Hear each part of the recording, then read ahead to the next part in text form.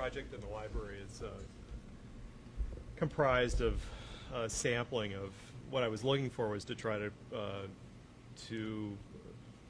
sort of, to sum this up, to tear books apart and to sort of introduce some of that energy, that life energy that's contained within books, and looking at things like manuscripts, scrolls, various historical documents, things that really sort of the widest form of expression that's contained in our civilization, for that fact, or globally, looking at global cultures, and trying to sort of celebrate that in terms of this space. I mean, architecturally looking at. The great thing about a letter is you combine them, you get the written word or spoken word. It's like kind of a triple-fold meaning. You have the letters as shape. When you do the art, you're actually playing with the physical shape of the letter, the construction of the letter, the blueprints, if you will. But then you can take these letters, put it together, and you got a word. So you can with the word, you have meaning attached to the word, and then you put a group of words together, and you have a sentence, paragraph, and there's meaning attached to that. So it's kind of like a triple-step thing. But this stuff started, it was like, I think all of us were a whole lot younger when we started, 14 or something like that. So you have an art form that was created by children, which I think is pretty amazing too. Where else can you say that, like, you had an art movement created by kids, using the environment for alternative uses rather than what it was created for. I think a lot of people coming up now are starting to feel alienated by their environment, their government, and it's like, where's the little guy have a say? I don't really care, truthfully, if they can read it.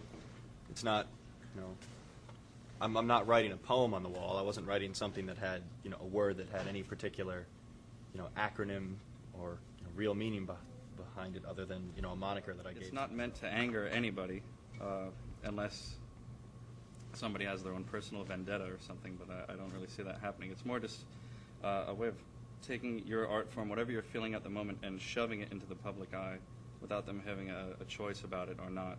And what they take from it, they do this from 15 years, a couple of years ago, where I stopped really caring if anybody saw it or not, and where I just became just doing it strictly for myself, where I wouldn't mind taking that walk deep out into the woods and just spending some time with myself just for the pure enjoyment of painting it. You mentioned working outside the box and this sort of desire to sort of express yourself in a public space or public forum that has no institutional mediation. Right. The question I have that comes up in my mind when I look at this work is that it seems fairly institutional in a certain way. There's a sort of iconography that a tradition that you're working in, that kind of sort of what I see as a fairly narrowly defined definition of what that tradition is. And I think of all the artists that I know, myself included, who have done work in public spaces, which is unsanctioned. It seems like there's boundaries to be stretched here, right, if you're going to do that work. And one of the boundaries is, I would say, what I see, just looking back on having done pieces that I always did were always temporary. They were ephemeral. They were intended to make a statement, and a statement that I was hoping would reach people on a number of levels. And what I hear you saying is a little different. I hear you kind of, there seems to be sort of a, you don't care if anybody understands what you say. You don't care if, it's almost, there's almost a sort of a scatological sense to the way you're presenting it. And maybe I'm misunderstanding you. We care more for other writers, other people that do it. Saying hello to your friends. Right. It's if there's definitely a sense of it that's like, if you don't get it, oh well, that's you're not involved in my world or how I think, and that's all right. You go do your thing. I know plenty of people out there, they're doing their thing that I don't understand, and that's just fine. I'm just like, okay, you're doing your thing. It's in some ways it's kind of like playing a game. Like the game board is the city streets or the train lines or whatever. It's very similar to what you do with working with your environment with your sculptures.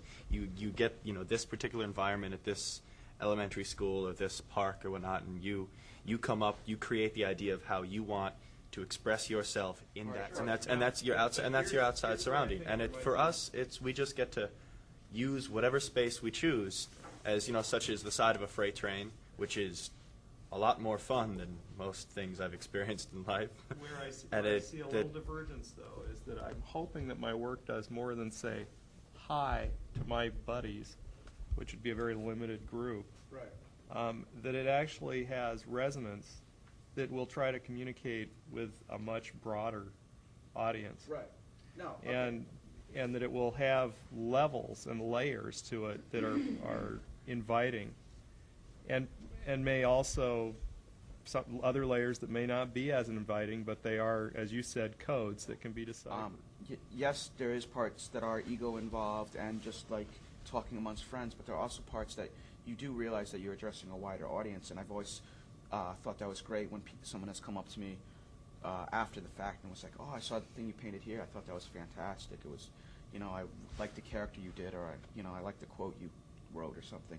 So, I mean, some of it is very egocentric, but there's also parts of it that, I do hope that, people see it and connect with it. And it's worked with me where I've taken doing the graffiti, and I'm a painter now, and I do a lot of canvases, and that's a lot of what I do with the graffiti has been brought into the canvases, and using that as a forum to address bigger issues or Think say about, historically, environmentally, what does this place mean? Do you really think a lot about that? Does that go into the work?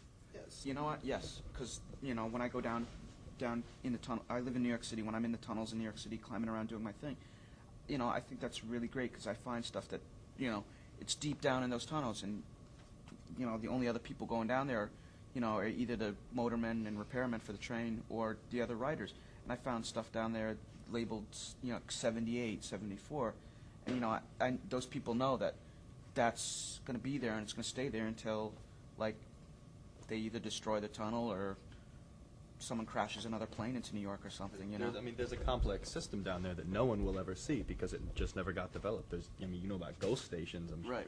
There's whole train stations underground that just never got given an access to the street. That, basically, the MTA workers, graffiti writers, and subway bums are the only people that find it out. And when you do the graffiti down there, it's part of the environment, or becomes part of the environment, and there's kind of an interaction with you and that environment, and that environment with you. It's when you go down there, it's like when you're creeping through a tunnel and you pop up to one of these abandoned stations, and it's just all colors around, and people have gone down there and done their thing. It's like kind of like an amazing adventure a little bit. You're like. You have this image of surrounded by darkness, space that's just filled with Right. color like that. You're in this dark, grimy, dirty, sometimes loud when the train comes by, and then boom, you pop up into some place, and it's like a little garden of vandalism.